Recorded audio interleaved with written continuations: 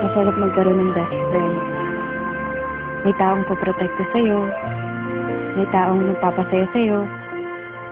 Pero handa mo bang itaya ang pagkakaibigan para sa hinahangad mong pagmamahalan?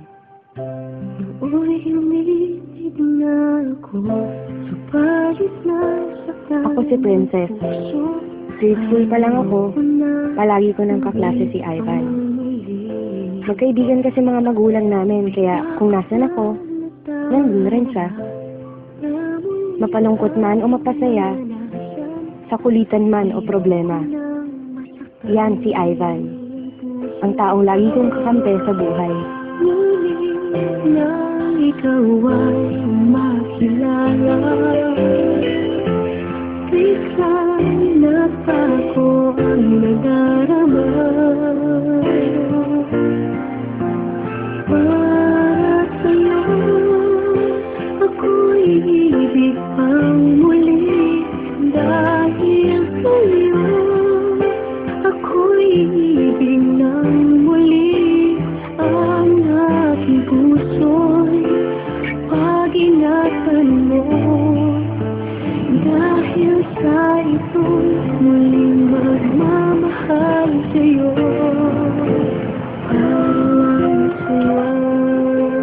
Isang araw,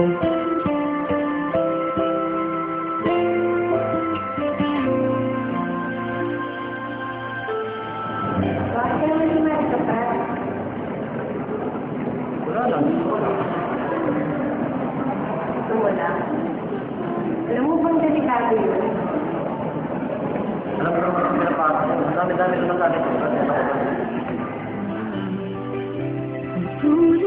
matapos ang araw na yun, At sa'yo lamang nakita ang tunay na pag-ibig laging hinahanap.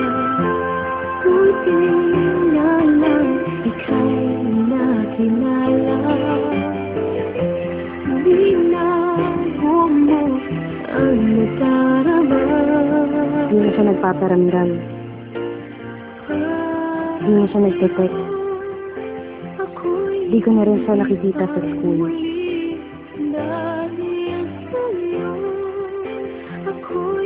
Kamusta na kaya siya? Pinuntahan ko siya sa bahay nila. Pero hindi ko siya naaabitan. Namimiss ko na yung best friend ko. Namimiss ko na si Ivan. Ang lalaking lihim kong minamahal. Hanggang isang araw, Ano ba talaga nangyayari sa'yo, Ivan? Bakit? Wala. May hindi ka sinasabi sa akin eh. Ano ka na ako sabihin sa'yo? Ba't di ka na pumapasok? Ba't di ka na nagpaparamdam sa akin? Ba't di ka nagre-reply sa mga text mo, Ivan? Ivan! Ano ba talaga nangyayari sa'yo? Ba't ka ba nangyayari sa buhay ko? Ano ba kita?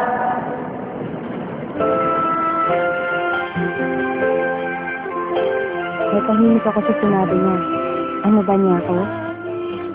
Isa lang akong hamak na best friend. Hanggang doon na lang yun. Umalis siya at di na nagpakita. Di na rin ako nagte-text. Di na rin ako pumupunta sa kanila. Makalipas ang 2 linggo, may natanggap akong balita. Nasa ospital daw si Ivan. Malubha ang lagay. Ako'y di na muling mag-iisa. Ikaw na nga ang hinihintayin ng puso ko.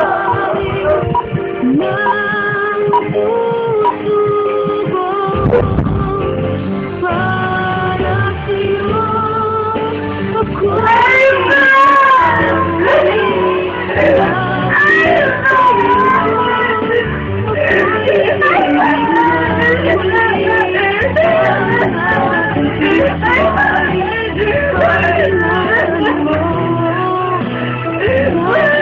ako'y muling magmamahal sa'yo. Para sa'yo ako'y ibig pang muli. Dahil sa'yo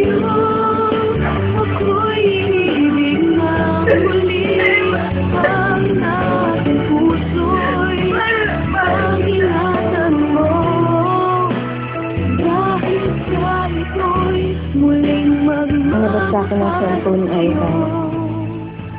Pare, huwag niyong papakilaban ng best friend ko. Ginawa ko naman ang sinabi niyo, di ba? Naliyawan ko na siya. Basta huwag niyo lang gagalawin si Princess. Mahal na mahal ko yun.